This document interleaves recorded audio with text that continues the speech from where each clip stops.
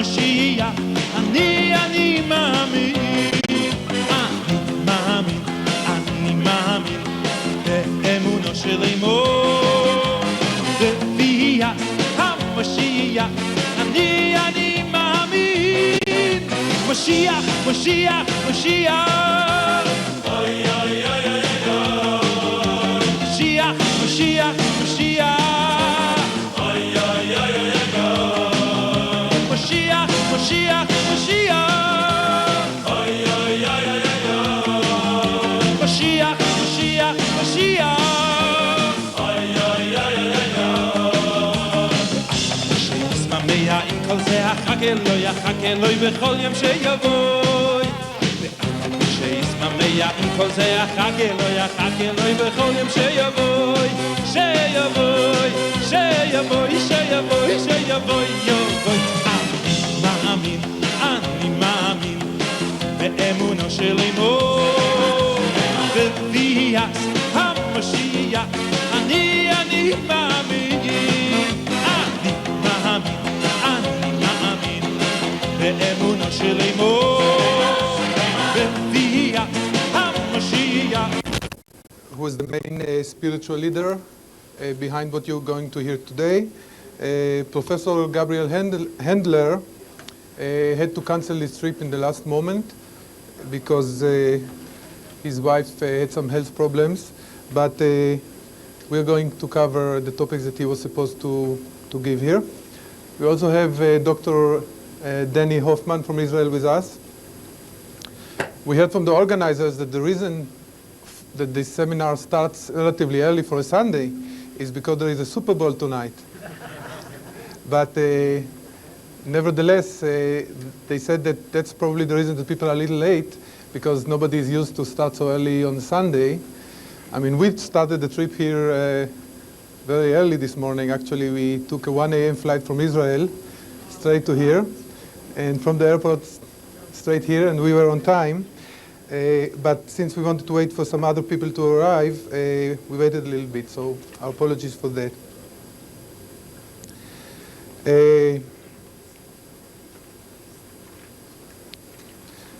Rabbi Yitzhak Ginsburg is, I'll introduce a little bit the speakers of the seminar. Rabbi Yitzhak Ginsburg Shlita is well known all over the world for his books and articles and tapes on a variety of topics with Kabbalah and Hasidut and science look on different aspects of our world, including some books on a relationship between a man and a woman, Shechina Benehem, the covenant of marriage, and many other books, which you can, some of them you can look after the seminar.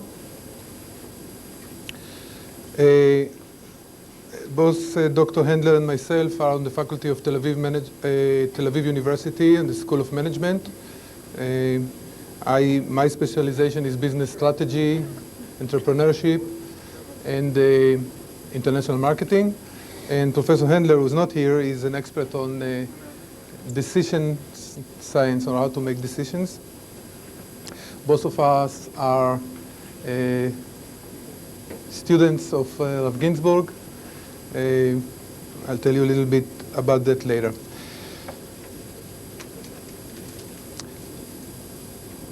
The objective of this seminar is a first, although some lectures and topics that you're going to hear today have been given in different occasions.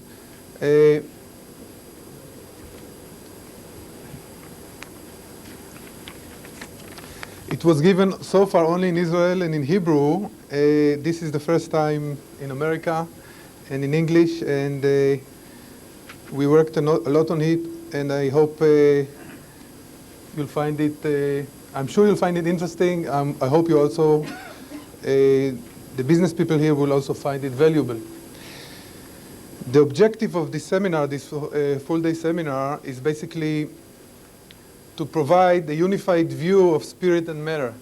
In other words, the matter is the business world, and the spirit is the way Judaism in general and Kabbalah and the Hasidut in particular sees the connection between the people and the spirits and God and the business world. That's the objective of the seminar. We'll depart a little bit from the original plan. The original plan was that I will first present a very simple introduction to Kabbalah concepts, because that's a basic prerequisite for many of the other lectures. But since some people are still coming in, we'll first have a lecture by Rav Ginsburg that does not depend on these first concepts, and then I will give the introduction to the Kabbalah concepts. If there are any questions so far, I'll be happy to take them. If not, we'll begin with Rav Ginsburg's lecture.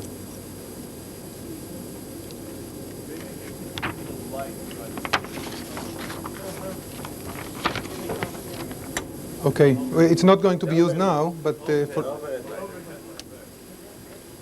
it's not going to be used now, I think. Is it? First, let me thank those that have helped to arrange this seminar. And I certainly hope that it will be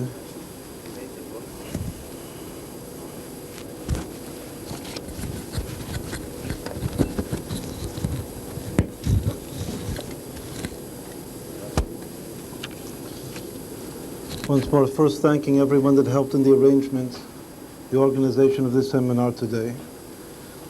And I hope that we'll all get a lot out of it. As customary amongst Jews, we'll start from the end, which is the last page of these pages that are printed in front of us. The simple reason is, as Professor Kalisch said just a moment ago, we're a little bit rearranging the order of the lectures because one of our people is not here with us today. So we'll begin with a general topic that does not yet require a background lecture in regard to the Sfirot, to the 10 Sfirot and so forth, which we'll hear afterwards from Professor Kalisch.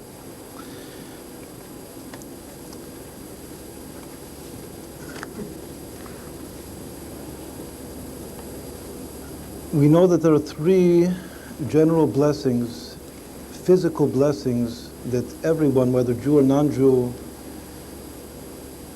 asks for. One is good health, the second is family life, children, and the third is parnosos, is wealth, financial prosperity. So clearly the topic today that we're going to devote ourselves to is the third of those blessings, that which relates to financial prosperity or to wealth. So as a general introduction to today's seminar, we're going to now look at the concept of ashirut, which is wealth. And what does that mean? What is the deep spiritual meaning of wealth, and why is it actually justifiable for a Jew or even a non-Jew to pursue and to desire wealth? Why should one want to be rich? Maybe it's better to be poor. Why do we ask for monetary, not just stability, but even more than stability? So this is based, now we'll begin to read this chart. Some of our charts in front of us do have English translations or comments. This particular one does not. So that means that we'll have to read it in Hebrew and translate the words and then discuss the meaning of the concepts that we have here in front of us. So the title here of this page is Birkat Hashem Hita Ashir, a verse in Proverbs that says the blessing of God gives richness, gives wealth. Meaning that wealth is a blessing. As here we say that wealth is a God-given blessing. Birkat Hashem Hita Ashir. the continuation of this very verse, if you'll see, on the third line on the left, it is written out the entire verse that reads, Birkat Hashem hi ta'ashir, velo yosif etzev ima. The blessing of Hashem gives wealth, and it does not add, or it does not bring with it, together with it, any sorrow or any nervousness, etzev. It's all good, it's all a good feeling. There's a person, some people are unfortunately well-to-do, prosperous, but they can be very, very unhappy with their wealth. So what does the verse say? The verse says is that if wealth comes from God, is a blessing of God, it has no etzev to it, no sorrow, no troubleness, no nervousness to it whatsoever. It's all good. It's all a good blessing of God. What does that imply? Just like in every verse, when you have a positive statement in the Torah, that means that there's a negative counterpart. So once more, it means that there can definitely be wealth that does have, if it's not God-given, if it's not a blessing of God, then it does have etzev to it. It does have sorrow and trouble and nervousness to it. All right, now after this general title, we have here another three lines, which are three levels. Now let me just make one introductory remark to everything that we're going to discuss this today, which is that definitely we hope and pray that everyone will come out of today's seminar with some practical advice and understanding.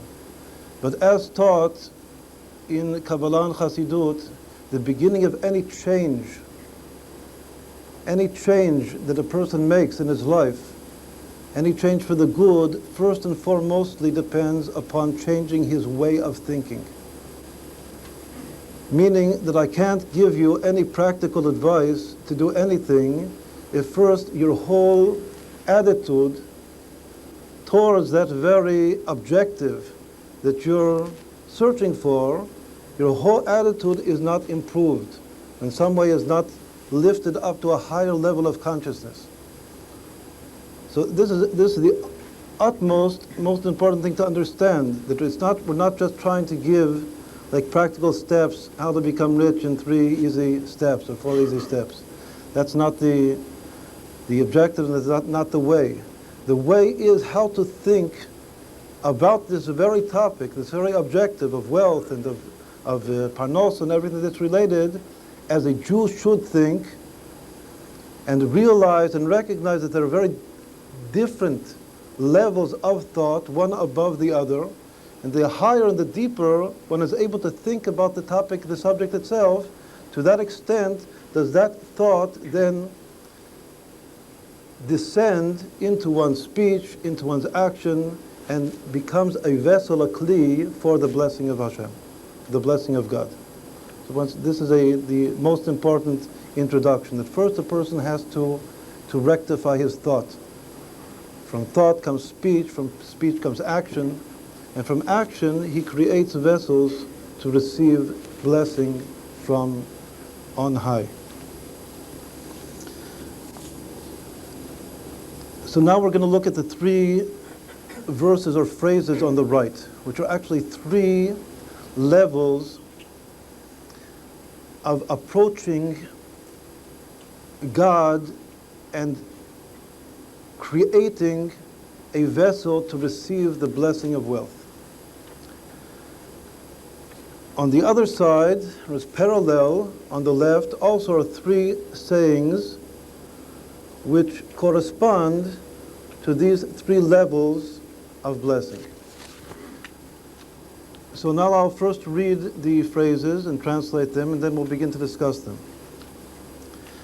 On the right to the top, it says, "Uveirachacha Hashem Elokecha b'chol asher ta'aseh." It says that God, your God, blesses you in everything that you do. That's the literal translation. But how is this taught or explained in Kabbalah and Chassidut? It says that blessing comes to a person in everything that the person, that you yourself produce a vessel for. The word kol, all in Hebrew, also comes from the word kli. Kli is to make a vessel. Meaning in very simple language, the simplest language possible, as the common phrase would say, God helps he who helps himself. If the person has to do something himself, has to open up a business, has to create a vessel, and if he devotes himself and dedicates himself properly to creating a vessel for parnosa, for wealth, then the blessing of wealth will flow into that vessel that he has produced. This is always the way this verse is interpreted in Kabbalah and Chassidut. Uveirachacha Hashem Elokecha, God will bless you when? B'chol asher ta'aseh. When you yourself do something. But you have to get out and do something and build a business, build a firm, and God will bless it. This is level number 1 of consciousness. Level number 1, I mean from below. There are 2 higher levels of consciousness.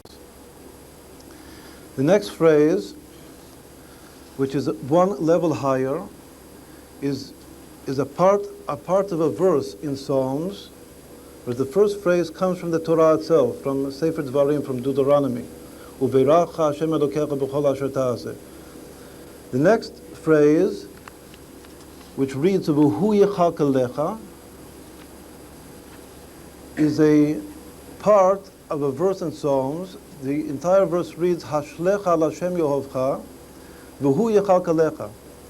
Thrust all of your desires on God, and he will sustain you.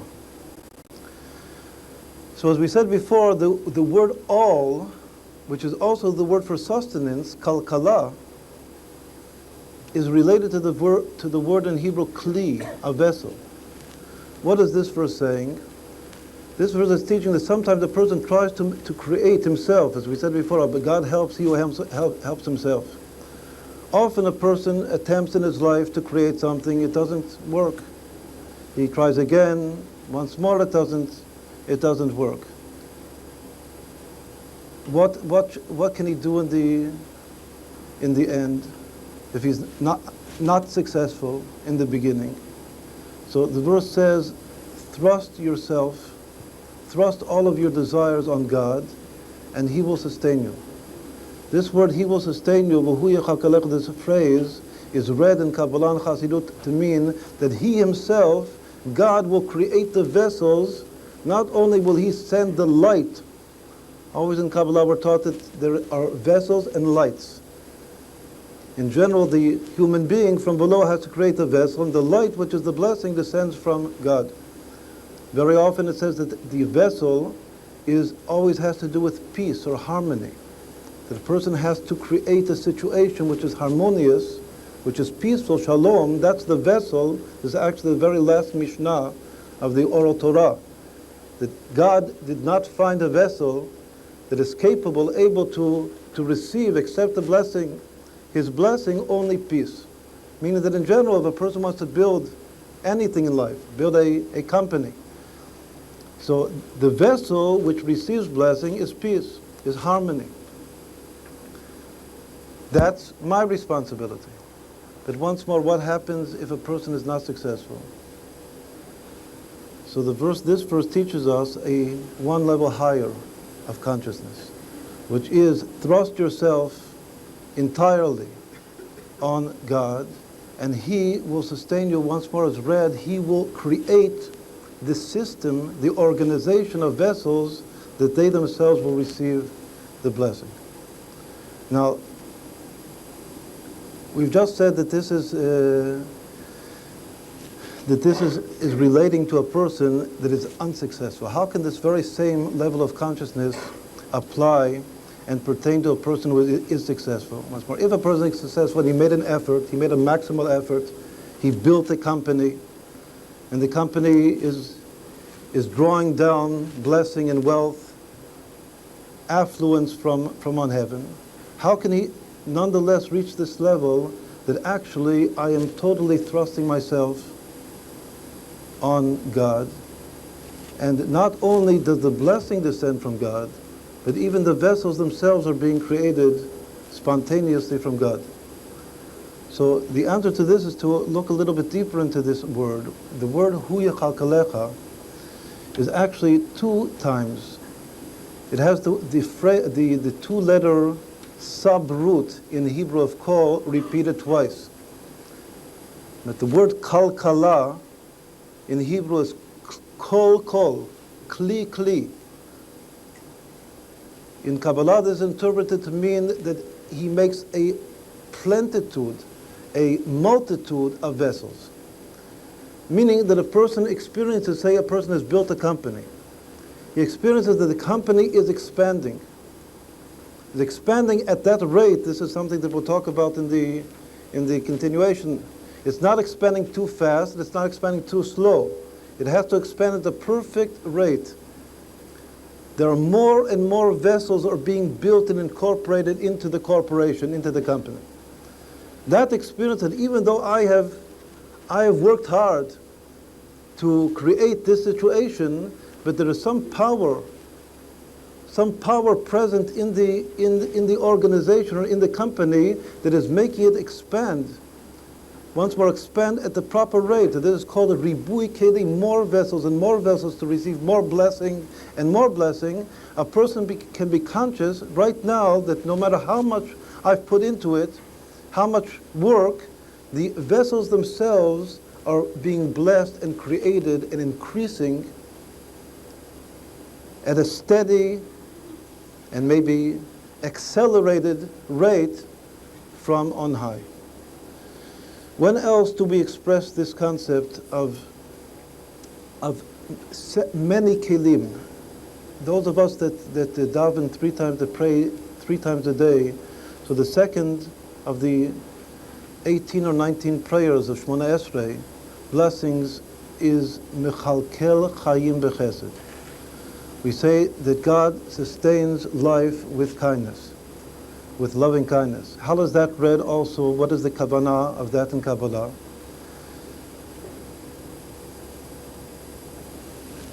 Life is the blessing. Chesed, kindness, refers to the kindness of God that produces and creates many, many vessels to receive the blessing of life. This is the way it's explained. This is the kavanah that is explained in Kabbalah and Chassidut. Mechalkel Chayim, God creates a multitude of vessels for the blessing of life, b'chesed, with kindness. Meaning that the kindness is the power that creates vessels to receive life. Mechalkel Chayim b'chesed. Once more, that thought is similar or more or less exactly the same as the thought expressed in this verse of Psalms, V'hu yechalkelecha. So once more, what have we said now? It doesn't just mean that a person is unsuccessful and therefore he has to thrust himself entirely on God. Even if a person is successful, he has to try to experience in his work that the multitude of vessels is itself being spontaneously generated from above. And if he will experience that experience of spontaneous generation of vessels from above, then certainly he will receive more and more infinite blessing in those vessels. Meaning that now the person knows that I have put something into I have started the ball rolling, as to say, but what's happening now is all directed by HaKadosh Baruch Hu, both the vessels as well as the lights, the blessing. Now, what can be even a higher state of consciousness than that? Both of these states of consciousness, both of them begin from below. In the terminology of Kabbalah and Chassidut, it's called itaruta deletata. There is a certain arousal from below. The parnasah, the blessing itself, is called lechem min haaretz. Lechem, as we say, hamotzi lechem min haaretz, every time that we eat bread, we bless Hashem that He that he gives us bread from the earth. Lechem min haaretz. Once more, bread, the bread is the blessing, is the parnasah, the blessing of Hashem. But it comes out of the earth, it comes from below. Both of these two first levels of consciousness are still lechem min haaretz, bread from the earth. There's even the second one, that there is a spontaneous generation of vessels being directed from on high. It's nonetheless vessels, means that there first are vessels and then lights. If first there have to be vessels and then lights, the general state or category is still lechem min haaretz. Is it possible the other direction? That there is light without having to create or deal or trouble themselves with vessels at all, whatsoever? There is a possibility. A person can win $1 million on the lottery. He can inherit. A much easier way is he can inherit millions and millions of dollars without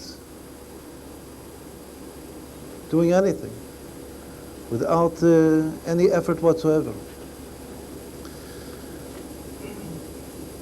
That type of parnasah, that the wealth is given to you from heaven without having to do anything, in kof etzpa in Hebrew. This is called lechem min hashamayim. Many Jews, this is the third phrase here, lechem min hashamayim, bread from heaven. That the bread falls from heaven. Where does this phrase appear in the Torah? This is in relation to the manna. That bread that we ate for 40 years whilst sojourning through the desert. That bread, that without that bread from heaven, we were unable to receive the Torah. It says, Lo nitna Torah ela le'ochlei haman bilavad. The Torah was only given to those people that eat manna. So what does that mean for us also? That the real Torah, even now, is only given that a person in his bread from earth, he makes the blessing hamotzi lechem min haaretz. But a person that experiences a certain level of manna, of lechem min hashamayim, what does that mean? Once more, it means as though I did nothing. It can also be a person that made a tremendous effort. But if his humility is to the extent that he feels in his heart, in his consciousness, that I did nothing whatsoever, and it all came from above, that's lechem min hashamayim. Very similar to what it says about the third temple. The first two temples were built by man from below.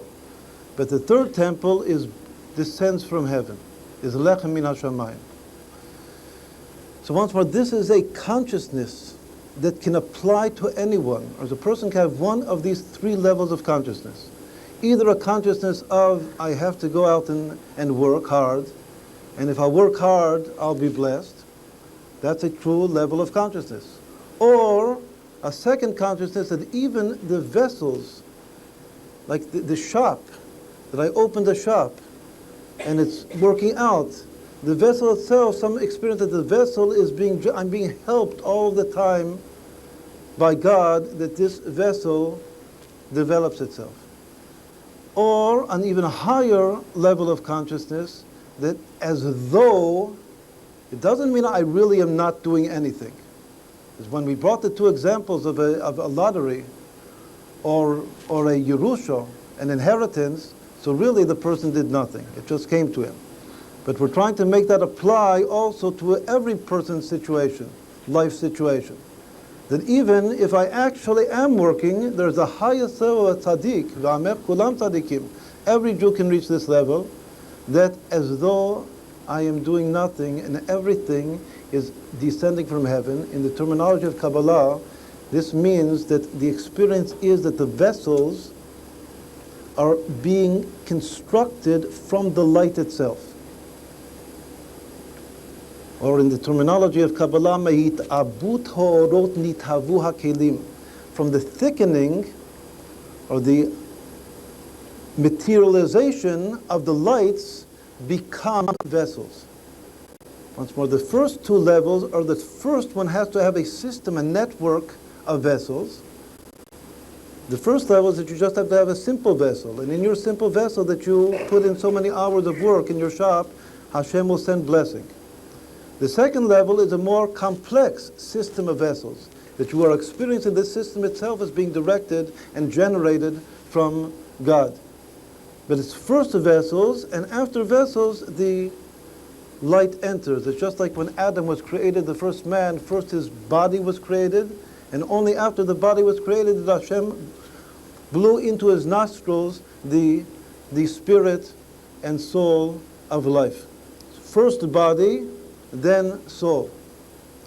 But there's a higher level, as though the body itself is being created from the soul. That the soul or the light is descending, and the light is going through some physical process of change, which actually now in modern physics we have very good examples and parables for this, of light, say a photon or light energy changing into elementary particles, physical particles. That's called mehit'abut ha'orot nithavu ha'kelim. And this is the experience that a person is experiencing. That the light itself means that the wealth itself is making the store, is creating the store, is creating the situation, once more the vessel of the parnasa. This is called the experience of lechem min hashamayim. Now let's see what the three corresponding phrases on the left read. The first phrase on the top is a famous phrase from Pirkei Avot, the Ethics of the Fathers, that says, Eizu ashir hasamech bechelko. Who is rich? Once more, we're talking about the general topic of richness. And it's a good thing to be rich. Every Jew should be rich. Should be physically rich, should be spiritually rich, as we'll go on to explain.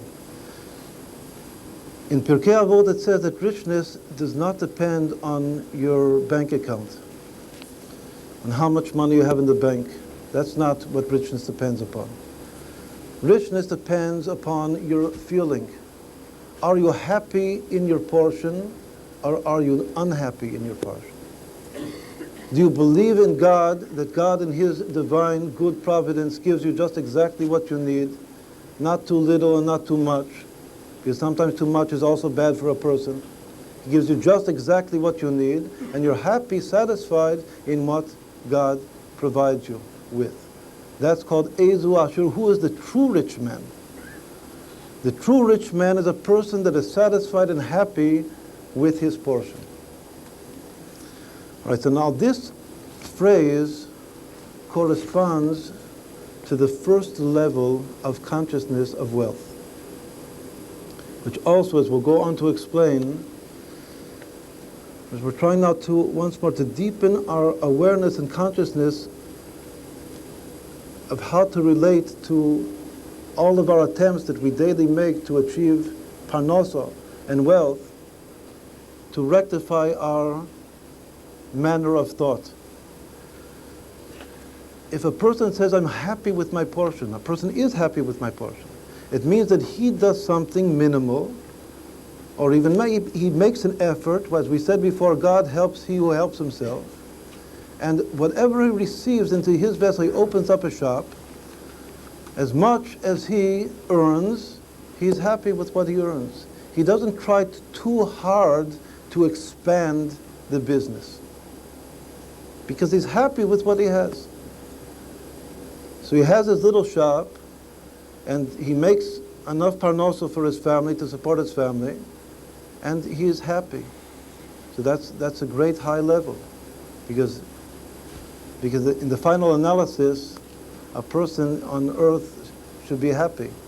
If he's happy, what difference does it make how much money he has in the bank and how much property he owns? As we'll explain in a moment, this richness, once more, Chazal, our sages say that this is richness. Richness is being happy with how much you have, with your portion. Because it's God-given. You did your part, and he did his part, and you're satisfied. This depends spiritually on a person that has hachna'ah. Hachna'ah means submission, that he surrenders himself. He experiences submission to God with a certain basic level of humility, that he doesn't have lust for more and more and more. He's satisfied because he has hachna'ah. At this point, we'll have to explain that the Baal Shem Tov, the founder of the Hasidic movement that I'm sure we've all heard of, says that, or teaches us, that any complete cycle of divine service has to go through 3 stages. Stage number 1, hachna'ah, which is submission, surrender. Stage number 2, havdalah, which means separation, as we'll go on to explain what that means for us. And stage number 3, hamtakah, which is sweetening. First, a person has to surrender, then he becomes separate from evil. He becomes identified with the good, with the positive. And then finally he experiences total sweetness, sweetening of his world, of his consciousness. So actually these 3 levels, these 3 attitudes themselves form this cycle of hachna'ah, havdalah, hamtakah. The first is who is rich. Once more, it doesn't matter how much money you have, it just matters if you have hachna'ah to Hashem, you'll be happy with what you receive, what you get. Now the second phrase says something different. It's also a famous phrase in Chazal that says, don't measure wealth or poverty by a physical measure. Wealth versus poverty is really a function of da'at, of knowledge, of consciousness. This is the next phrase, which reads, En ashir ela bidat.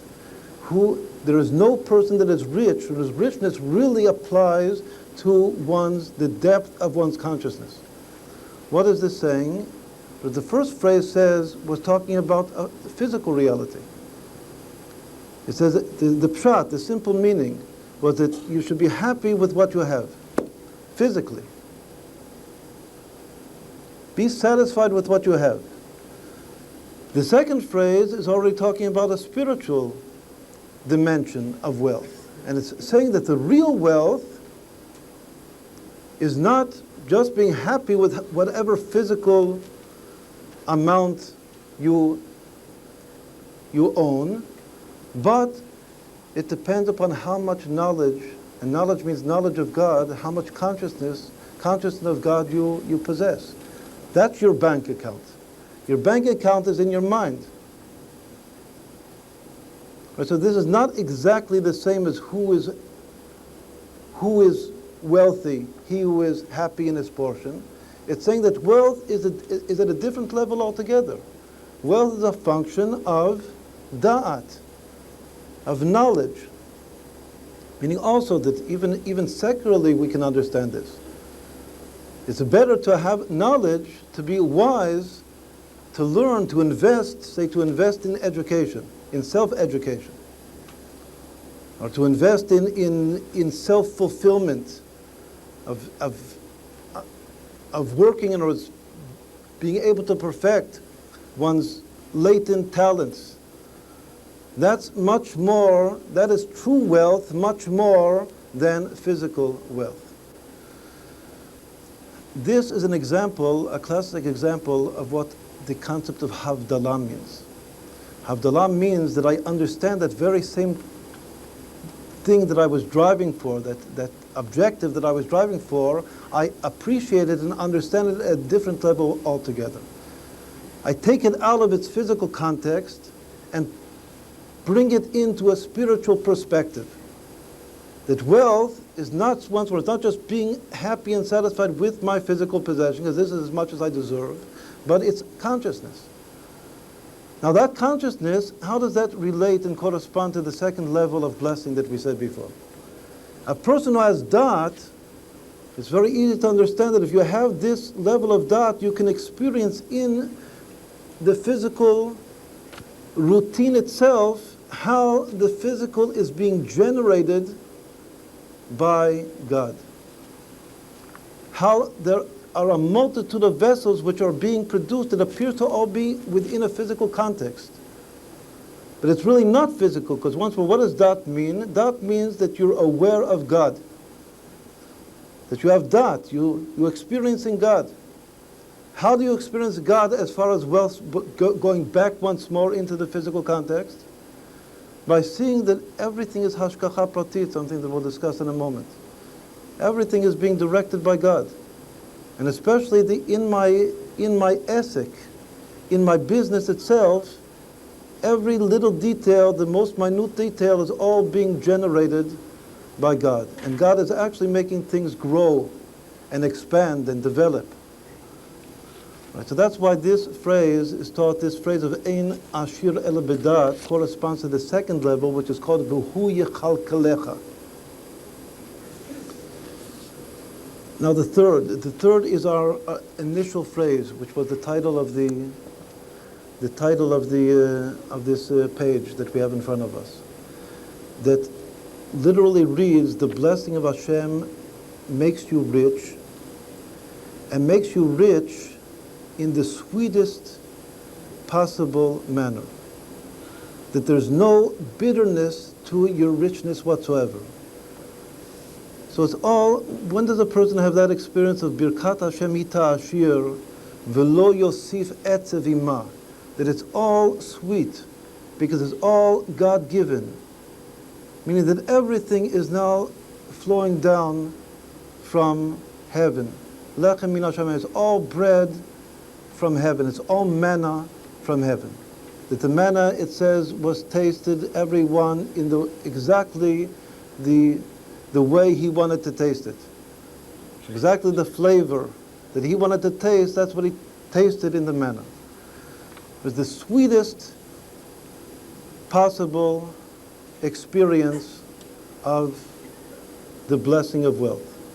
So once more, therefore, this phrase, which was once more the title, the verse from Mishlei, from Proverbs, Birkat Hashem Hita Ashir, Velo Yosif Etzev Ima, that corresponds to Lechem min Hashamayim. And once more, this is called the experience of Hamtaka, of sweetening. But in wealth itself, then a person has to go through this cycle first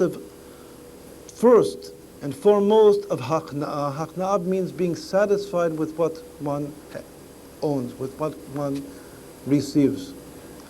The second is to realize that true wealth is being conscious of God.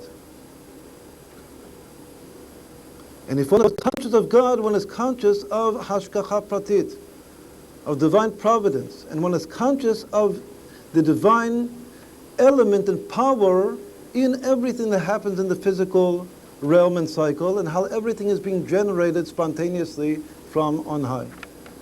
That is called Havdalah, that one's consciousness has moved, has become separate from what previously his consciousness was, thinking that the world is controlled by laws of nature alone. And now his consciousness has changed to one of divine providence. And then finally, the third level is that the blessing spontaneously flows down from heaven. And when blessing is God-given from heaven, the wealth, there is no sorrow and no bitterness to it whatsoever. It's all sweet. All right, now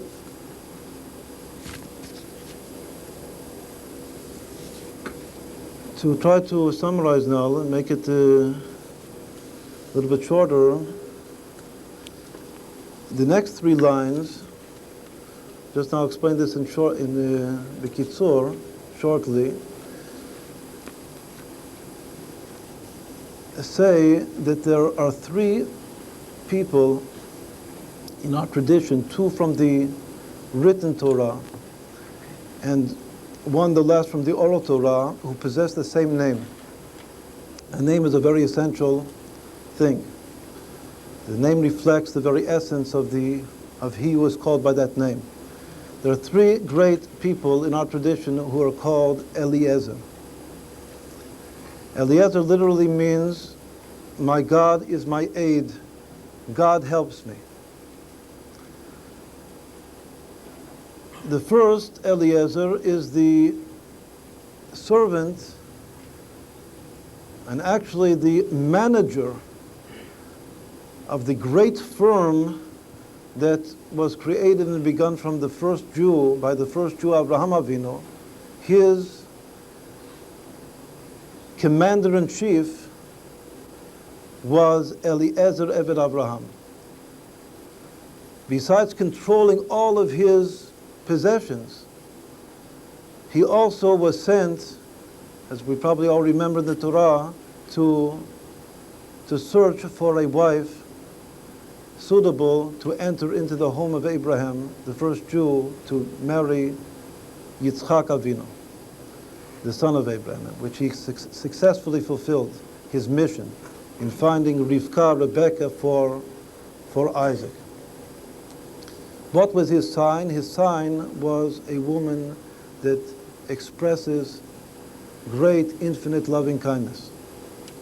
Lifnim v'lifnim mishurat adin, much more than is required even by the best human manners and consideration, way more than that. And that sign was fulfilled by Rebecca, and therefore he saw that she was fitting for Abraham, to enter into the house of Abraham and to marry Isaac. It says that in that process of finding a wife for Isaac, he underwent a spiritual conversion. Obviously, even before then, since he was once more the commander-in-chief of all of the possessions of Abraham, he certainly was a believer. Abraham had educated him, so to a certain extent he already had converted, quote unquote. But his total metamorphosis of being is explained at depth in Kabbalah. His own metamorphosis happened at this moment that he found, that he experienced and saw the infinite loving kindness of Rebecca, and he's a matchmaker, mated Rebecca to Isaac. Who is the second Eliezer? Maybe one more word about the first Eliezer. It says that he didn't even die. He entered alive into the Ma'arat HaMachpelah, the Machpelah cave, and there he stands on the entrance of the cave, and he, to this very day, is the servant, the attendant of the patriarchs, our patriarchs and our matriarchs that are buried in Ma'arat HaMachpelah. That's where he is to this present day. Eliezer Eved Abraham. Who is the second Eliezer? Which ones were the second, as explained in Kabbalah, the second level of consciousness that God is my aid. This name, Hashem Eliezer, Hashem Eli, Keli, Ozer. The second is the second of the two sons of Moses. There's obviously an elevation, that Eliezer, Eved Abraham, becomes now the son of Moshe Rabbeinu. Eliezer ben Moshe. Aaron also had a son whose name was El-Azar, but not Eliezer. They're two similar names, but they're not exactly the same. Also in Chazal, there are many rabbis who are called El-Azar, but there's only one great sage who is called Eliezer. He is the third one here. So after Eliezer, the son of Moshe, there is Rabbi Eliezer Hagadol, the great Rabbi Eliezer, who is one of the mentors of Rabbi Akiva and many other of the greatest of the sages. He is the only of all of the sages that's called great. The only person in the Tanakh who is also called great, the great one, is Abraham himself, who is called Adam HaGadol Ba'anakim, the great man of the giants. That's an expression in the Bible for Abraham. Adam HaGadol Ba'anakim, the greatest of the giants. The only sage who is called Gadol is Rabbi Eliezer. But in some way, Eliezer, who began as the servant, the slave of Abraham, now becomes that very great figure that Abraham himself was. Ha'adam hagadol ba'anakim. Right, so just in short, these three, this is like a series of reincarnations, of Gilgulei Neshamot, from Eliezer to Eliezer to Eliezer. The first Eliezer is taught represents that consciousness, being the slave, the servant of Abraham, that consciousness that I work hard and God sends the blessing. God helps me. Eliezer, God helps me. I have to work hard and God sends the blessing. That itself, that consciousness then goes on to become reincarnated in his merit, the merit of the first Eliezer. One proceeds to come back at a higher level of consciousness, which is V'hu Yichal Kalecha. That's Eliezer ben Moshe. And finally, one achieves the very highest level of consciousness, which is that of Rabbi Eliezer HaGadol, the Torah Sheba'al Peh, the Oral Torah, which is like that of Lechem Min HaShamayim and Birkat Hashem, the bread from heaven, and the blessing of Hashem gives wealth without any etziv, without any sorrow or bitterness to it whatsoever. Once more, to explain this would require more time that we'll say, we just say now in short, that these are called these three states of consciousness that we described are these three souls, are reflected by these three souls whose name is the same. Eliezer, meaning God helps me. All right, now, even more in short, just to continue and conclude this page in front of us, you'll see the word, and this is a Kabbalistic meditation upon the word itself, ashir. Let's make one point that relates in a certain degree to the second level that we just discussed, which is that of ein ashir el bedat, that to be ashir means to acquire a deeper dimension of knowledge, of being able to experience in God, and not experience physical laws of nature alone. Moshe Rabbeinu, Moses himself, and this has to do with Eliezer ben Moshe. When we read last week in the Torah, he was given the Torah, he was given the 2 tablets with the 10 commandments on them. Then we know, and this we'll read in another few weeks in the Torah, that because of the Chet HaEgel, he broke the first tablets, and then he was commanded by God to himself make new tablets, to chisel out of the mountain new tablets. Psolocho. Hashem says, chisel them out yourself. The first tablets I gave you, now you have to do it yourself. As Chazal say, the reason for that. One of the readings there of psolocho, that the word psol, which means to chisel and to make the new tablet yourself, the second tablets, comes from the word psolet. Psolet means the waste products.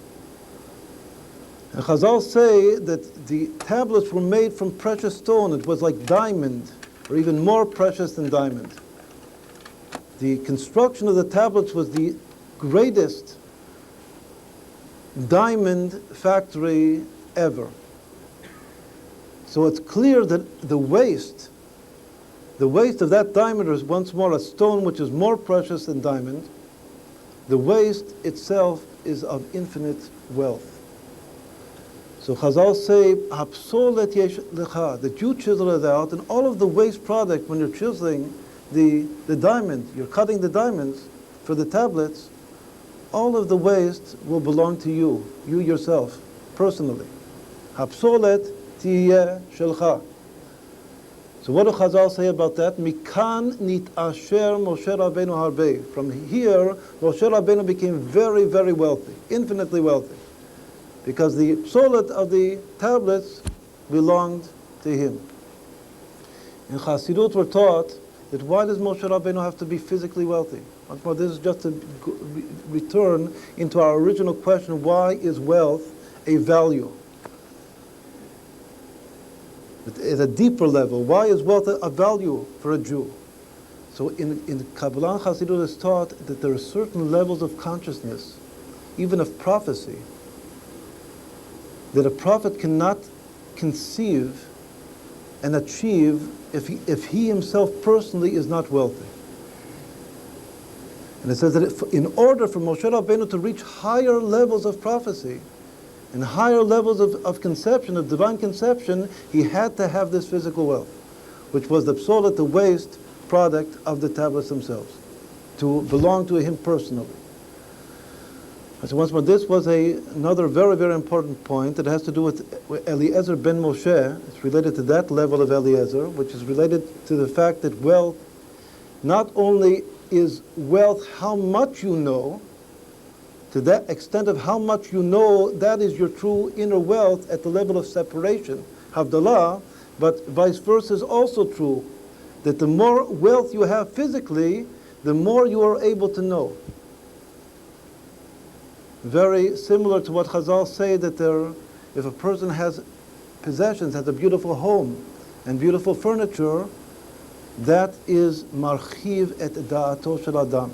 It widens the da'at of the human being and makes it able, the human being, to conceive more and more da'at because of the physical wealth. Once more, meaning that physical wealth is a means towards a spiritual end. And where do we find that? The epitome of that? By Moses himself. That he reached higher and higher levels of consciousness due to the fact that he was given this physical wealth. Right now we continue to look at the word ashir, which means a wealthy man. Very often in Kabbalah, one, in order to meditate upon a word, one has to write out the letters in full, because every letter is a word. Ashir is 4 letters, and if you read it like Chinese here, from up to down, so that is each letter in full. The 2 fillings in of the letters are its innate pregnancy, or its innate potential. Because every letter is pregnant with latent potential. And when one meditates in Kabbalah on the way that the word is as spelled out, as each letter is spelled out individually, that is a revelation and manifestation of all of its latent potential. Right now, we also know that every letter in the Hebrew language has a numerical counterpart to it. And we will not now calculate it in detail. We'll just say that when the word is written out like this, and it's also very interesting that the 4 letters of this word, a rich man, are the basic 4 letters in the Hebrew language whose name means a physical limb of the body.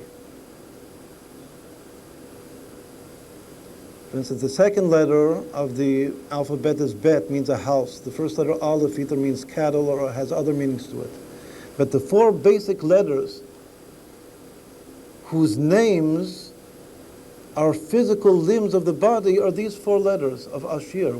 How do they read? I, Ayin, Shin. The letter Shin means Shein, which is a tooth, teeth.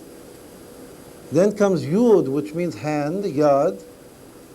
And finally Reish, which means head. So you have eyes, teeth, and hands, and head. Well, for this I'm just saying, by the way, without explaining why this complex totality of those letters which mean these 4 limbs of the body are constructed together to read Ashir, a rich man. The simple meaning is that a rich man has to have control of all of these 4 concepts, both physically and spiritually. He has to be in control of his eyes and his teeth. Very often the teeth means the passion of eating, or the passion of consuming. He has to be in control of his hands. He has to be in control of his head. What is the numerical value of all of this? 1,020. And if this is calculated numerically, it all comes out to be, as I said here on the page, 1,020. Now we'll go through this in short. 1,020 is 10 times 102. 102 is the word emunah. Emunah is faith. The word faith itself is a permutation of two words, manhu, if you can spell out the letters. When the manna first, we talked before about the manna. The manna is the ultimate parnasah, the ultimate experience of wealth. Manna from heaven. When the manna first fell the first time, the people didn't recognize it, didn't know what it was, didn't understand it. They said, manhu, what is this? Those two words, manhu, what is this? That is those 5 letters are the permutation of the word emunah. That what this is a consummate personification, as it were, of faith. This is faith. This is the ultimate expression of faith. Even we know that many Jews, at the end of their daily prayers in the morning, say the whole Parashat Haman, which is a skula, which is good for parnasah, it says. Many people that want to be blessed with parnasah recite every day after the morning prayers the section of the Torah of the giving of the manna, the man. What is the simple reason for that? Because one wanted to reach this highest level of consciousness of lechem min hashamayim, and also to know that one's parnasah is devar yom b'yomo, it's day by day. The manna didn't last over, didn't keep over from day to the next day. It was devar yom b'yomo, every day by itself. That's the blessing of the manna. It's all an experience of faith, of emunah. So once more, an ashir, as written out in full, equals 10 times emunah. What does that mean, 10 times emunah? That his faith permeates throughout all of the 10 powers of his soul, as will be explained in our next talk, what those are.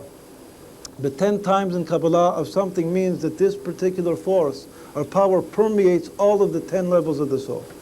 So it means that a consummate rich man is he whose faith has permeated all of the 10 levels of the soul.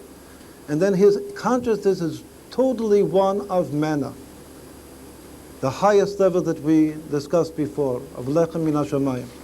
What does it say thereafter? It says thereafter another phrase. This is a phrase from one of the most important central phrases in the scroll of Esther that we're going to read another month on Purim and Mirza Hashem. A very beautiful phrase that has to do with profit, with making profit. The word for profit in Hebrew is the same as space, like space between two objects, which is the same as spirit, which is the same as wind. It's all the same word, ruach. And the revach are the same word in Hebrew, but especially space between two physical objects. Nothing between two states of something. That is called a revach, that there is space, and that very same word for space means profit, to make profits. So also this is a deep, very deep point in itself, that to be creating profits means to be creating spaces between objects. To be creating spaces, that is creating profit. Now, about that concept of revach v'hatzalah, once more, this phrase, whoever is familiar with Megillat Esther certainly remembers that revach v'hatzalah ya'amod la'Yehudim makom acher. Space means is an idiom which is synonymous for salvation. Salvation and saving will stand up, will come to the Jewish people from another place. Mimakom acher. So the simple, when we just read this phrase by itself, it means that if you want to make money, you want to make profit, so you have to go someplace else. Because revach v'hatzalah ya'amod la'Yehudim makom acher. Whatever you happen to be, the profit is coming from someplace else. Even that very last phrase of makom acher, someplace else, equals b'gematria parnasah in Kabbalah. Because parnasah is someplace else, not here, it's someplace else. Revach ve'hatzalah, maybe some people are already having this thought in mind, that salvation is going to come from someplace else. So that's actually a consciousness, a Jewish consciousness. Revach ve'hatzalah ya'amod la'Yehudim makom acher. That consciousness of someplace else, what does someplace else mean? Some unknown source. That itself is the secret of faith. Faith is called the unknowable head. That I don't know where the profit is going to come from. So one of the first points here of understanding what the proper attitude towards making money or becoming profitable is that profit is an empty space between two givens. There is some empty space which in my consciousness is something unknowable. It's called makom acher, another place that's where the parnasa comes from. That's where the revach comes from. That's where this whole phrase of revach v'hatzalah, ya'amod la'yodim makom acher, also exactly equals this 1020, which is the word ashir written in full. Now what's written here in the continuation, we'll also look at it. It's a very beautiful form. This is an example of what is often done in Kabbalah. I count the number of letters in this phrase, revach v'hatzalah ya'amod la'yodim makom acher. I see there are 28 letters. Exactly the same as the first verse in the Torah. If there are 28 letters, the phrase can be constructed as a triangle of 7. What does a triangle mean? It means the sum of all numbers from 1 to 7. So I can write the letters as a triangle of 7. There's 1, 2, 3, 4, 5, 6, 7. That's called the triangle of 7. So since there are 28 koach letters in this phrase, I construct it as a triangle. This, once more, this is something that is very often done in Kabbalah, to construct a phrase based upon the number of its letters or words as a geometric form, and then see what happens. That was what intended in the first place. So what happens here is, first of all, I see that the baseline, the bottom line of the triangle is makom acher. As we said before, that makom acher is parnasa b'gematria. A Jew always has to convert the word acher, other, into echad. By adding a little dot to the reish, acher becomes echad. Which also is now not the time to go into it length. If instead, where does that phrase makom echad appear? It appears at the beginning of the Torah and creation, the third day of creation, that all the waters were gathered to makom echad. How much does makom echad equal? It says that makom echad equals staka, stoko, charity. The tikkun, as parnasa, comes from makom acher.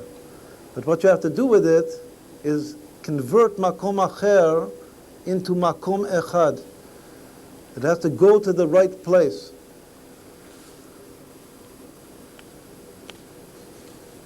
Now, what is done in such an example in Kabbalah? We see that the way that this is, we printed it out, this triangle of 7, there is one letter in the middle. The letter in the middle is a daled here. It's printed out in different print in order to emphasize the cycles. But when you have a triangle of 7, you have one letter in the middle, then you have one triangle around it, and another triangle around that. So there are 3 levels. Right, now what does one further do? Again, this is a targil, this is an example of a Kabbalistic numerical meditation or contemplation. One translates those 3 levels into numbers, and one receives a series of 4, where daled is 4, and the triangle around the daled is 116, and the big triangle around that equals exactly 900. 900, we see that there is a very beautiful phenomena going on here. 900 is 30 squared. 4 is 2 squared. 30 and 2 spell the word lev, heart. 116 in the middle is 10 squared plus 4 squared. 100 is 10 squared, 16 is 4 squared. That spells the word yad, hand. Some relationship here between the perfect heart and the perfect hand. Now, even more, when we take these 3 numbers and make it into a quadratic series, a quadratic expression, How does one do that? By looking at the differences, called finite differences. How much is skipped? What is the revach? The revach is how much you skip. The revach between 4 and 116, you see, is 112. The revach between 116 and 900 is 784. 784 is 28 squared. But what is the relation there between these two hefreshim, these two differences, these two finite differences? We see that the second one is 7 times the first one. If you look at it, calculate it, you'll see that 784 is exactly 7 times 112. It's a very amazing phenomenon, mathematical phenomenon here. Then you take the final difference, the difference of the two differences, and for this is necessary in order to create a quadratic formula. It means an expression, a mathematical expression that has n squared in it.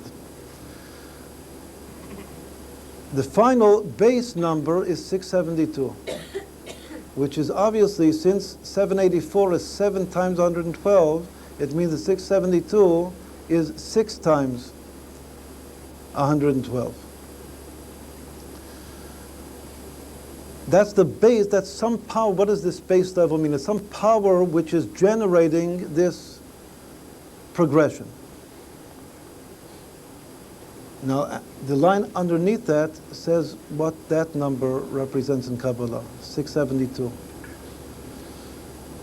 The most important phrase for us, again we'll do it in short, is the second one, because the second one comes from today's Torah reading. Today's Torah reading discusses the temple, V'asuli mikdash v'shachanti b'tocham, to make a temple for God in order that He dwell in the temple. And the very first thing that is to be constructed, made in the temple, is the ark, and above the ark the cherubim, the two cherubim, which represent perfect divine love and unity of God and the Jewish people. The two kruvim above the holy ark. That expression in today's Torah reading, Shnayim kruvim, the two kruvim, that is one of the important phrases and secrets in Kabbalah that equals this number 672, which means the generating force of Parnassah. As we said before, that one of the generating forces of Parnassah, of Rebach v'atala ya'amod la'yodim makom achar, of being an ashir, being rich, is peace and love. That phrase, Shnayim kruvim, equals as well the unity of mashpia and mekabel, the next thing that's written here. The giver and the receiver, the harmony or the yizun, the balance between giver and receiver. Because once more, the two kruvim represent God and the Jewish people at an equal height, an equal level. It's that one is giving and one is receiving, but it's in perfect balance. And so that, once more, represents also one's consciousness, a perfect balance between giving and receiving. Right, there are other things here that we won't now explain. Afterwards, also, we will, just to leave it for whoever has a tooth for mathematics. A tooth means a desire for. Whoever likes mathematics, so as soon as I have this base number of 672, then I can generate more numbers. I can see where this progression is going to, how it expands infinitely. So very often in Kabbalah, one begins a progression with 3 numbers, and then one goes on to expand it to 7 numbers, or sometimes to 10 or to 13 numbers, and see what happens. Right, so what's written out here is seeing what happens, and we won't explain that. Whoever, again, once more has a tooth for this, a love for this, can try to meditate on what happens here when this expression, which we derived from this phrase, Revach v'hatzalah, Ya'amod la'yodim makom acher, which equals the word ashir, a rich man, in full, but manifesting all of the potential of his wealth, equals this phrase, and this phrase is constructed as this triangle, and this triangle suggests this mathematical progression and what happens to that. All right, so with this we concluded our first talk, which was, once more, is just trying to get a little bit of of moisture into our system, and to discuss the concept of wealth, and that true wealth and becoming a vessel, a good vessel to receive the blessing of wealth from God, from heaven, depends upon rectified consciousness. And just as any other concept in Kabbalah and Chassidut, to rectify something means that you have to go through 3 stages in relation to that thing itself that you're trying to rectify. And those 3 stages are called always submission, submission in relation, say, here to the physical given state, that you accept what you have and you're happy with what you have. That's the first stage of rectification of consciousness. Then, understanding that really that very objective should be understood and should be taken at its spiritual level. And as soon as it's taken at its spiritual level, it will also immediately have an effect on the physical level. But it essentially is a spiritual thing, wealth, which is ein ashir el bedat. And finally, to experience an influx of infinite blessing from on high, lechem min hashamayim, blessing that is totally sweet, having no negative vibes to it whatsoever. V'lo yosif etzev ima. So this was number 1. Thank you.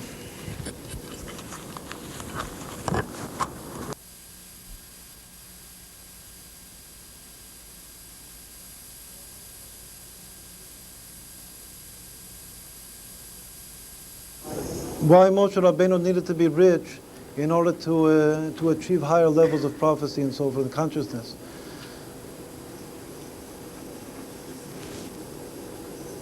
The simple reason is that we're taught in Kabbalah, and this is a topic that we cannot go into length, that all lights which descend from above are sparked in a certain way by redeemed sparks that ascend out of matter. When a soul, a Jewish soul, why is it really good that Jews especially be rich? Because wealth that comes to a Jewish soul is elevating sparks, divine sparks, which previously were entrapped and imprisoned in nature. And by those sparks being redeemed and elevated, that once more that awakens or that arouses lights to descend from above. So even in relation to Moshe Rabbeinu, who is certainly wise and a prophet, no matter what, in his own sense, if he possesses control, even for a Jew to be in control of the physical realm, that opens his soul up to higher and higher levels of knowledge and wisdom and even prophecy. Let's give another simple example. If the Jewish people is in exile, and we have no real control over the world, even over our own country, our own land, that's called exile, and it means that the whole soul is in a very, very confined state. It's very closed. It's not open.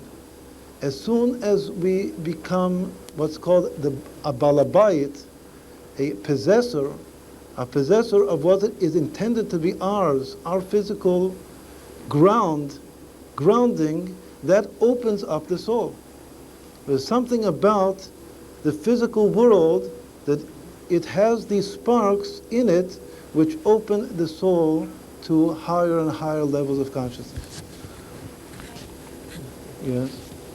Someone wants to see that people who have tremendous wealth, just the opposite is true, that closes their eyes. That's what we said at the very, very beginning, that from this verse, that if the wealth is God, a blessing from God, then it has no negative effects to it. That very verse implies that a wealth which is not a blessing from God has the most negative sides to it. Last question. Follow up.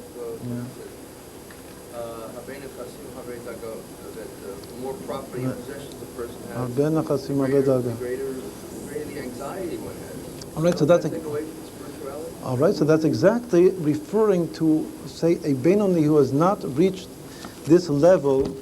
Let's interpret it in this way: if a person himself is marben nechasim, he has many, many possessions, and his consciousness is that it's mine, and I have to take hold of, I have to retain hold on my possessions, because I made the possessions, I succeeded in acquiring these possessions, and even now I have to continue to hold on strong to the possessions. They don't run away through my fingers. So that type of taking hold of possession, that ego, is what brings anxiety. That's exactly what this verse is saying, that if the consciousness is, we say everything depends on where your mind is at, where your thought is at. If my thought is marbe nechasim, that I have loads of possessions, that means that I have loads of worries. That's called marbe nechasim, marbe da'aga. But if my consciousness is that it's purely the blessing of God and there's no etziv, this is a verse. But you're asking a good question. You're asking a ma'amar chazal, a saying of the sages, in contrast to an explicit verse in the Bible. So it's obvious that there can't be a contradiction between the two. It means that they must be talking about different people. What is the difference between two different people? Where their mind is at. So there's one person that his mind is marbe nechasim, and then it's marbe da'aga. And there's another person that his mind is at a level of birkat Hashem hita ashir, that the blessing of God is what gives wealth, and then v'lo yosif etzavima, there's no anxiety to it whatsoever. But that itself is called hamtaka, sweetening, which has to follow two previous stages. In general, that level is a level of tzaddikim, so we can say simply that Pirkei Avot is talking about a normal person has not yet reached that very high level. And for him, many, many possessions, but once more that he's holding on to and I've produced, that brings to him much anxiety. I suggest that either you ask after while we are in break, or you have many other lectures. So whoever has a question can come up and ask.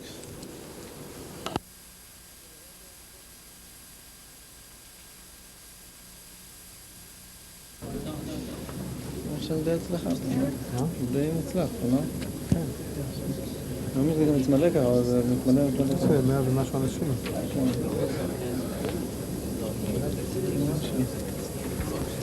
אבא.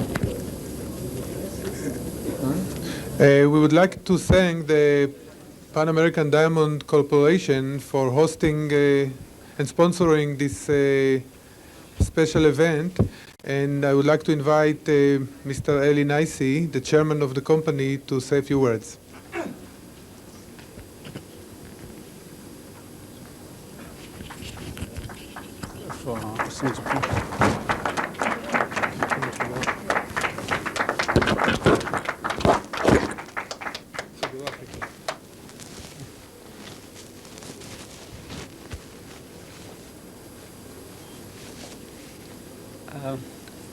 We want to thank the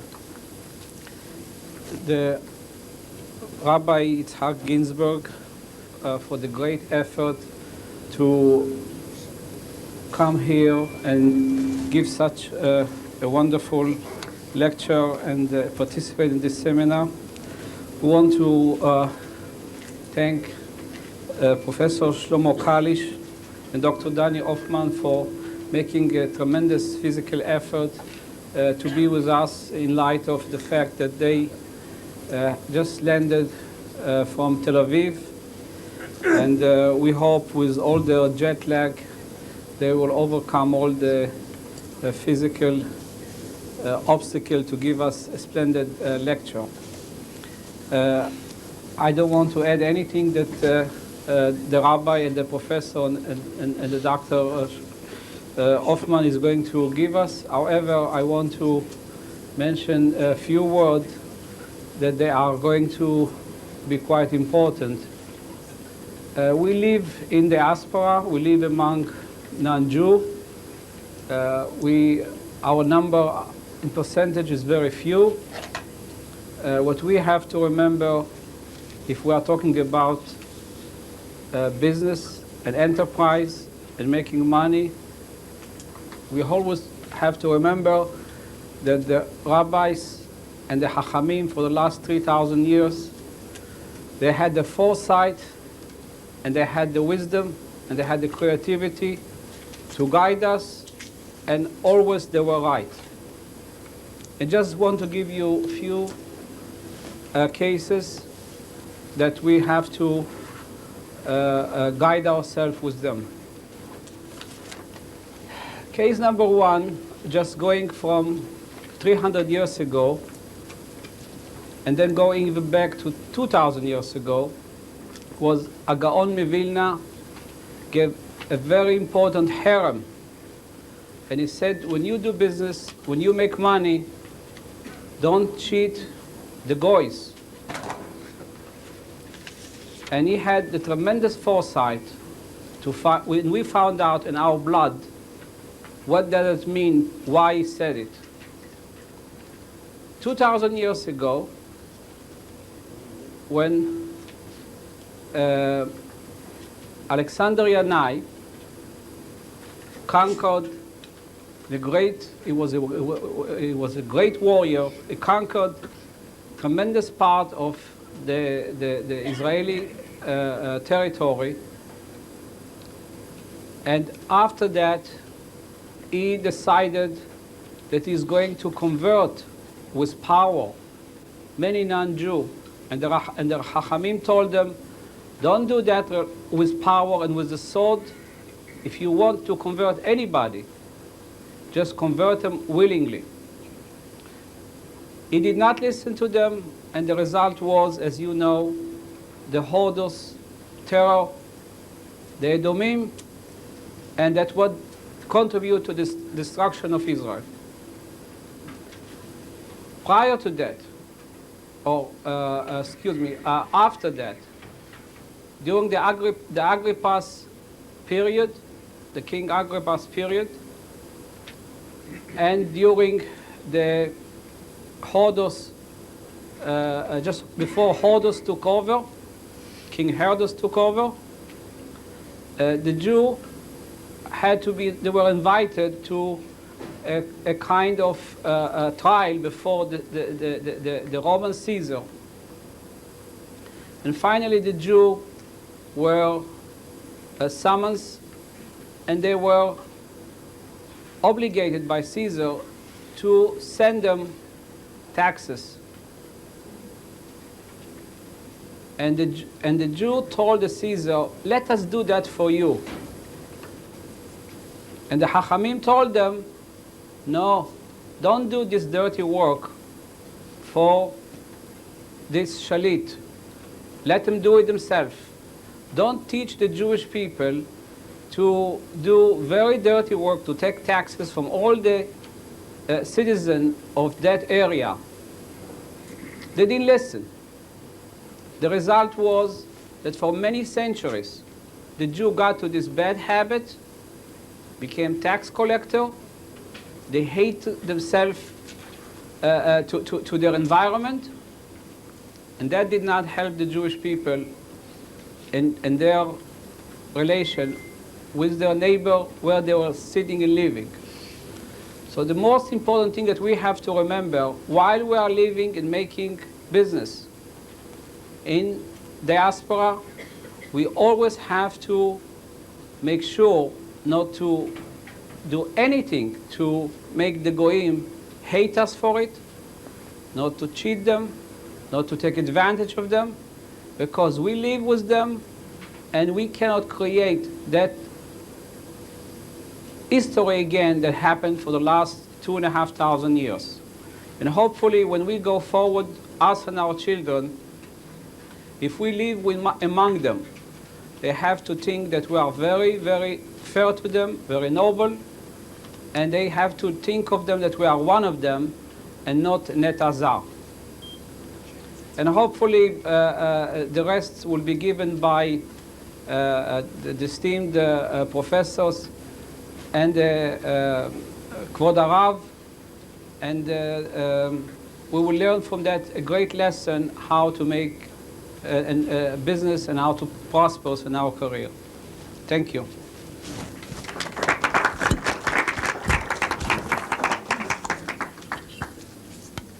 Thank you, Eli.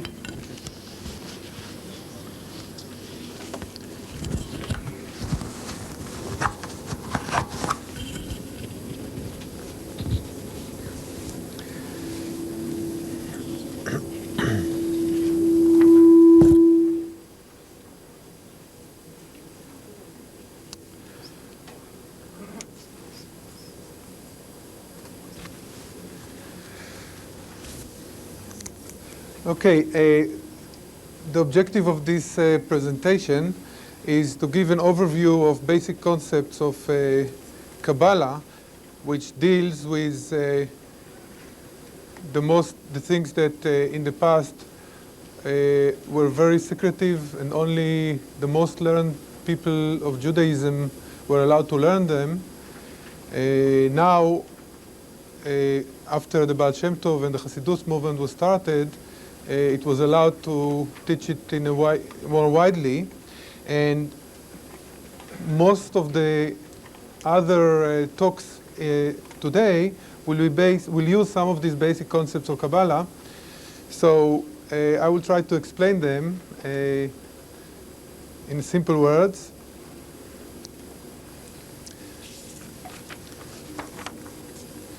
I know a little bit about business and economics, less about Kabbalah.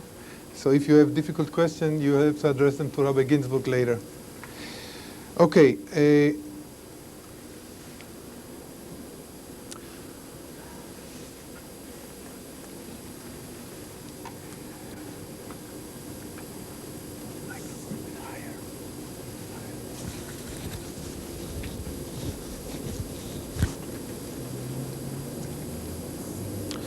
So we'll first talk about the basic concepts, particularly the so-called sfirot, or stature. In Hebrew it's called parzuf. Then we'll see some examples of how to apply them to some business issues.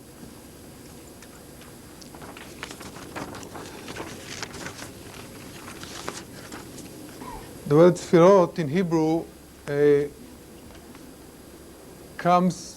have various meanings. To light, to count, to tell, but in the context of this, Sfirot means the different powers by which God created reality, and through which He reveals Himself to us. Initially, before the world was created, everything was just like God manifested Himself through light of infinity. Everything was just this very intense light of infinity, and there was nothing else. And in order to create the world, He had to make space to take away, to conceal this light of infinity. And this empty space that was created initially, then a concealed ray of light penetrated it, and these different powers, which are called sfirot, that's the way that God created the world as we know it now.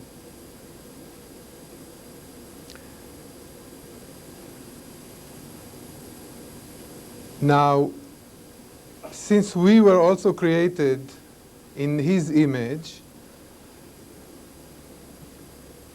these divine phenomena are reflected in us as well. Like it says, "Mi-besari achazeh eloka." In other words, from my flesh I can think and about the Almighty. So there is a connection between the 10 sfirot and also our body, which I'll explain in a little bit. And the same holds true also for other structures, either that we have created, because we are creating it with the way we think, the way we are built, or even things that man has not created, through the principle of inter-inclusion. In other words, everything, whether it's a stone or a tree, has, since it's part of the creation of the Almighty, has the same facets in them. So And that again was a big emphasis of Hasidut, the Baal Shem Tov, that even if a leaf of a tree, the movement of a leaf of a tree is controlled by the divine providence.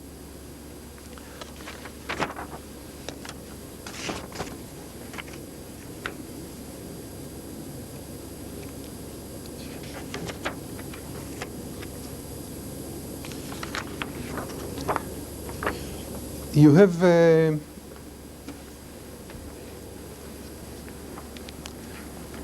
in the leaflet, please open page the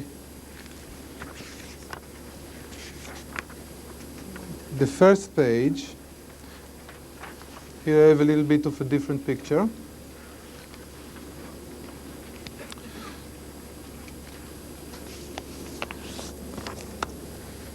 These are the 10 Sfirot, or the powers by which God manifests himself in this world.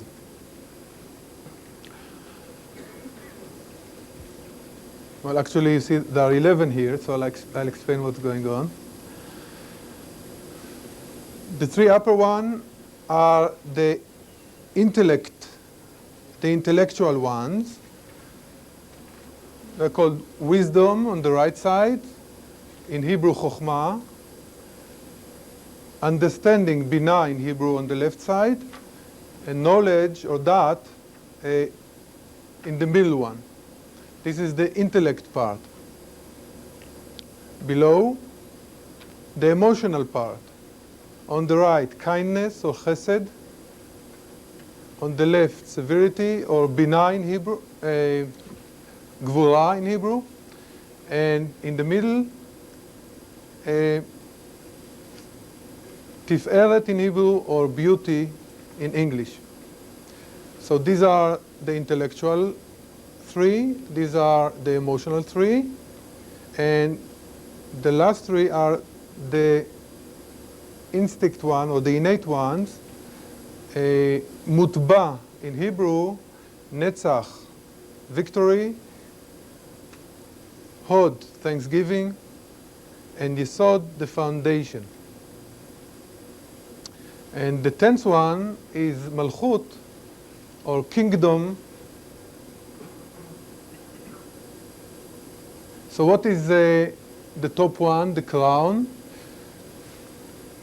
The crown is the superconscious sphera. This is the sphera that is above the 10 sphirot. It's like a crown on the top of a man. Let's look at how this relates to our flesh, or as I said, מבשרי אחזה אלוקה. So this relates also to the way we look. So the crown is whatever is above us. It's not completely understood. It's super conscious. It's as if you have a crown on top.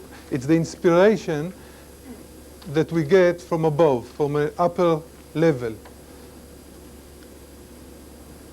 Chokhmah, bina, v'da'at, or wisdom, understanding, and knowledge. Again, these are the intellectual ones. What is chokhmah on the right? Chokhmah is the ability to have a light of inspiration when you think about a problem. You think about a problem very hard, all of a sudden you have a light of inspiration. I found the solution to this. It could be in the context of thinking about a divine problem, or in the context of thinking about a secular problem. You're thinking about solving a mathematical problem or a business problem. It worries you. All of a sudden you have a lightning. Say, I found the solution. You come up with a solution. That's called wisdom. A creative solution on the right side. This is the right side of the brain. The scientists, about 10 years ago, discovered that there are two sides to the brain, the right side and the left side. Of course, this is something very basic that roots all the way back, the Sfirot roots all the way back to the first time that it's written in his Sefer Yetzirah, which is dated back to Abraham. So the right side of the brain, which is called wisdom, but that's the sphera of Chokhmah, which is the first sphera by which God manifests himself. Now, once you have a great idea, what do you do with it? Well, you have to now check whether it's feasible. What do you do with it?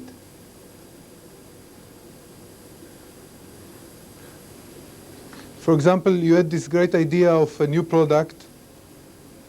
Now you have to see whether you can make this product. Is it feasible to develop it? Is it feasible to build it at a reasonable cost? That's the analysis part. You try to analyze the different sides of it. That's called binah, or understanding.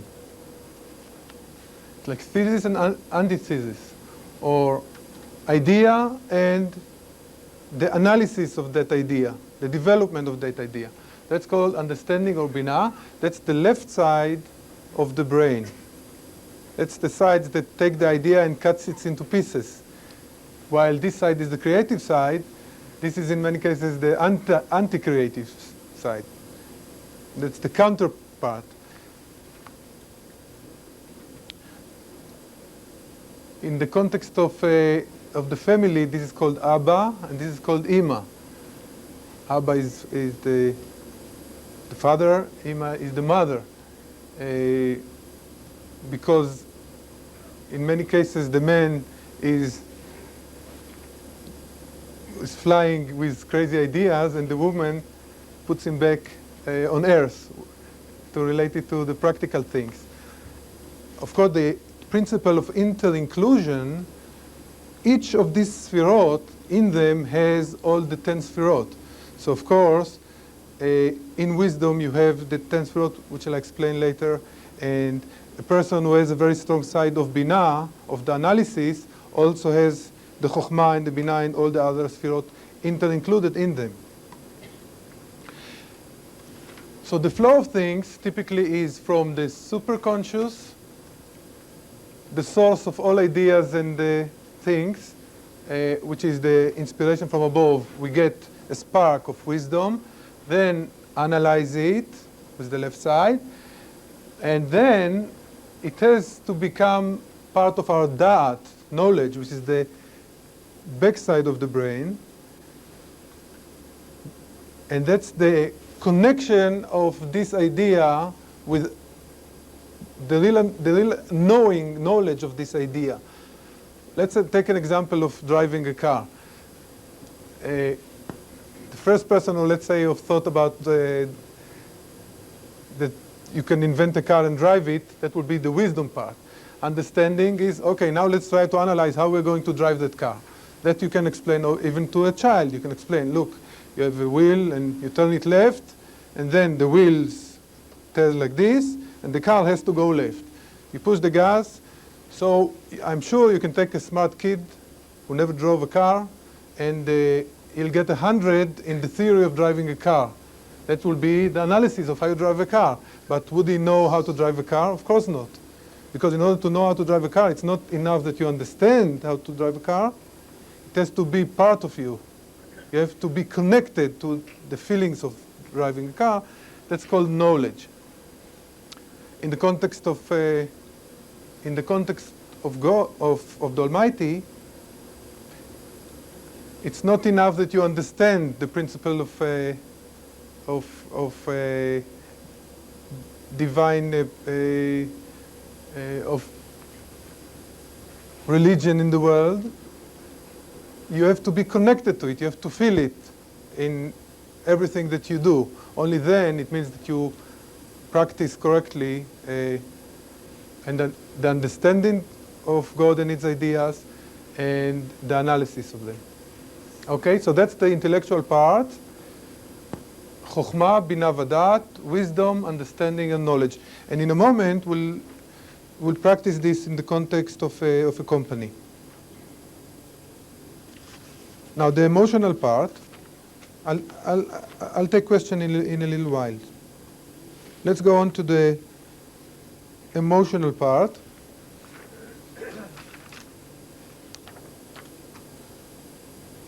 The emotional part also is made out of this triangle, right side, left side, and middle side. Right side is called chesed, kindness. That's the feeling of giving without expecting anything in return. Complete giving way, chesed.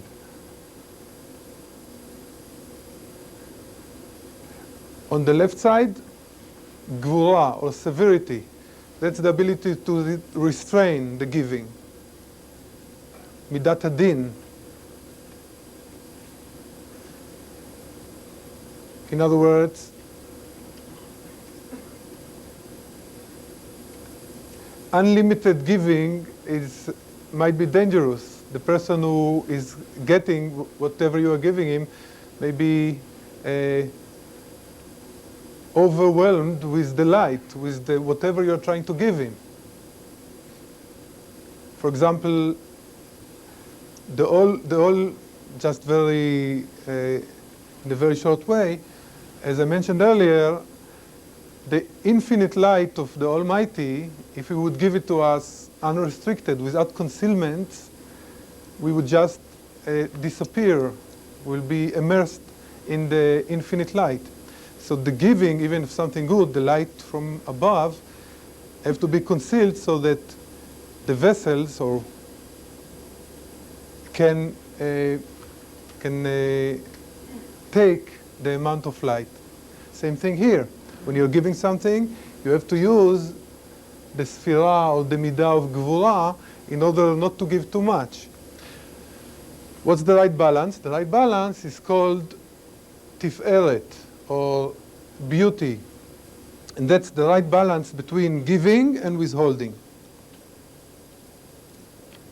Now, if you look at the page that you have, there are the associated feelings that are connected with each of these sphirot. And these feelings come from Hasidus explanations for these sphirot. Before I explain the bottom three, let's talk about some of these feelings. Wisdom is connected with self-nullification. At the moment that you have a spark of a great idea, after you thought about it for a long time, you are left empty. Self-nullification. It's like you have a spark in the sky. After the spark, the darkness is much stronger, right? Understanding, once you're able to take an idea and analyze it, like learning Gemara or solving a mathematical problem, the whole thing, after you had the idea, the feeling is a feeling of happiness because you were able to completely analyze the problem. Now you feel that you understand it. That, when you digest this into your back brain, so now it's part of you, you are connected with it, right? The feeling is the feeling of union. Kindness, the ability to give with without expecting anything in return, that's love. That's the feeling of love. When you love somebody, you're willing to give anything without expecting anything in return. That's true love. On the other hand, the gvura, or it says in severity, in your it says might, it's another synonym. The feeling is the feeling of awe. It's better than fear. The feeling of awe. And tiferet, or beauty, the combination of love on the one hand and restraint or severity on the other hand, this combination is the feeling of mercy. When you're having mercy on someone, it's a combination of love on the one hand and restraint on the other hand. Okay, so we talked about the three upper sphirot, which is the way God manifests Himself in the world, and it's also reflected in us and in every other organization. Chokhmah, wisdom, understanding, knowledge; kindness, severity, beauty; intellectual, emotional, and then the lower three, by the way, as we said, the upper left are 3 parts of the brain.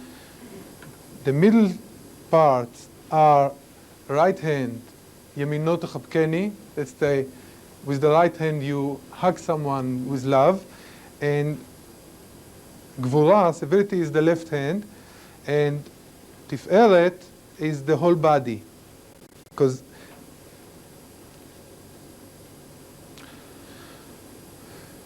and finally, the 3 innate sphirot, the innate behavior, these are things that we are born with, are netzach, victory, hod, thanksgiving, and yesod, the foundation. These are more inter-included, they are not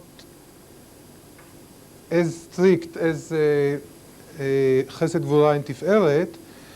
Victory is the, like it says, it's the confidence that one has in going to implement something. Let's say, for example, that he decided to give to someone, or then victory or confidence by which he's going to implement it, that's the midah of netzach, of victory. And on the other side, on the left side, is thanksgiving, the sincerity, the tmimut in Hebrew, or hod. The midah is hod, and the feeling is the feeling of tmimut.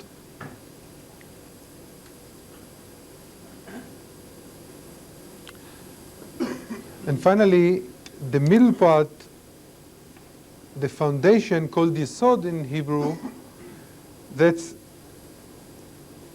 the middle way between victory and hod, and actually it's the final result of all the lower 6 midot.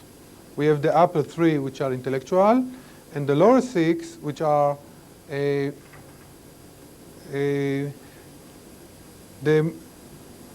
midot of, not of the intellect, but of the body, the emotional and the innate midot. And everything is averaged, kind of, in the midat hayesod, and that's the culmination of all the other midot. The feeling that goes with yesod, because it represents everything else, is truthfulness.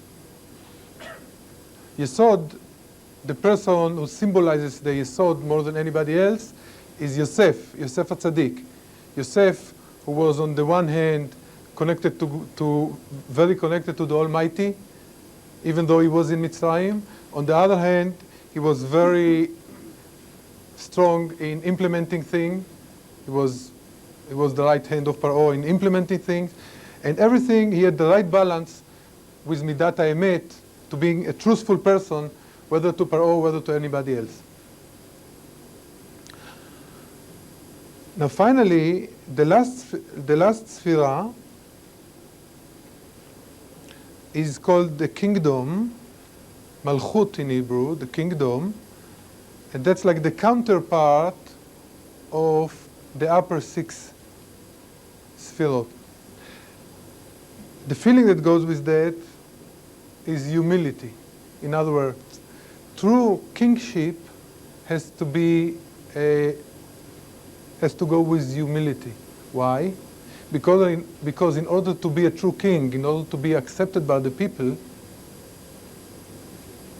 you have to be what it's called in Hebrew, shafal, like David said, Va'iti shafal be'inav. When Michal told David, how come you dance with all the simple people when he brought the tablets to Yerushalayim? He was dancing with all the people, including the simple people, and Michal stood in the window, and then when he came home, she told him, how come you make yourself so cheap and dance with all the people? And he said that he prefers in front of, when he's doing something for God, he prefers to be low, because that's indeed what he is when compared to God. And only when you're a leader, when you have a kingdom, the only way by which people accept you is indeed if you don't try to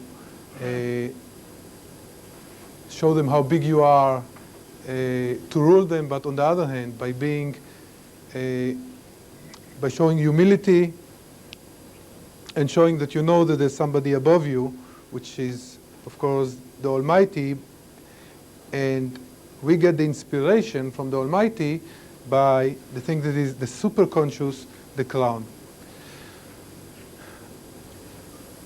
Before we do some examples, I just want to say a few more things about the crown or the keter.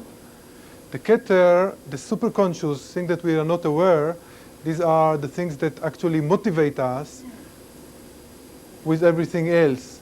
And it is composed of three things. Why do we do things? Because we have a will to do things.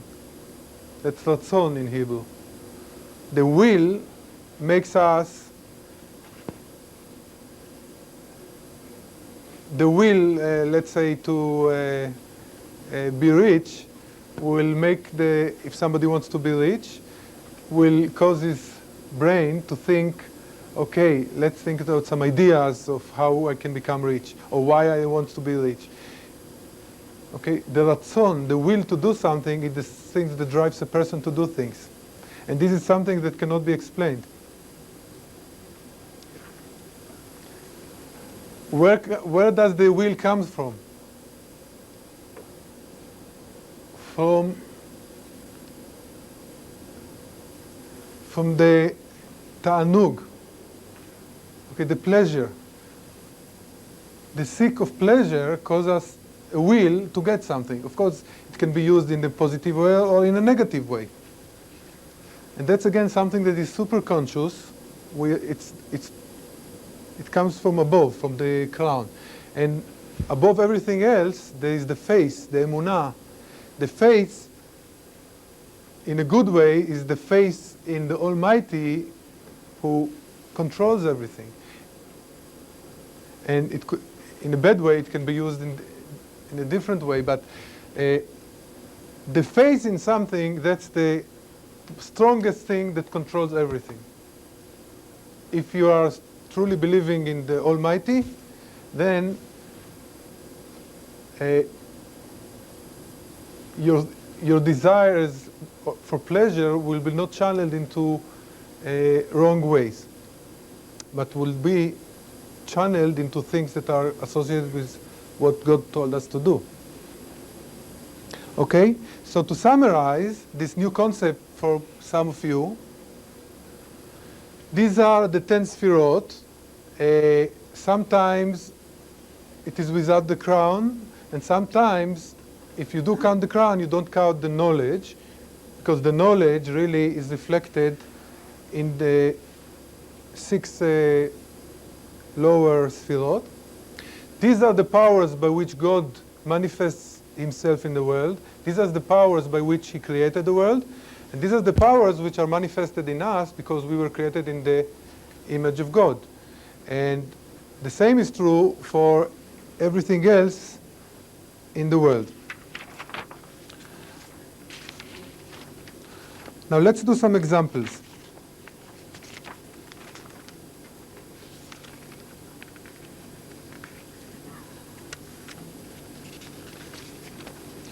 Let's go to the next page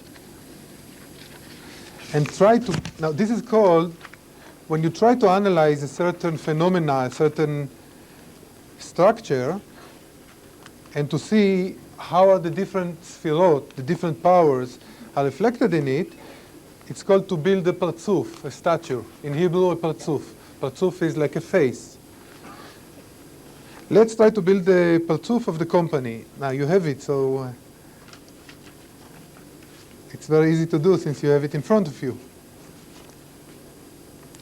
But let's start with the keter, okay? The keter, the crown.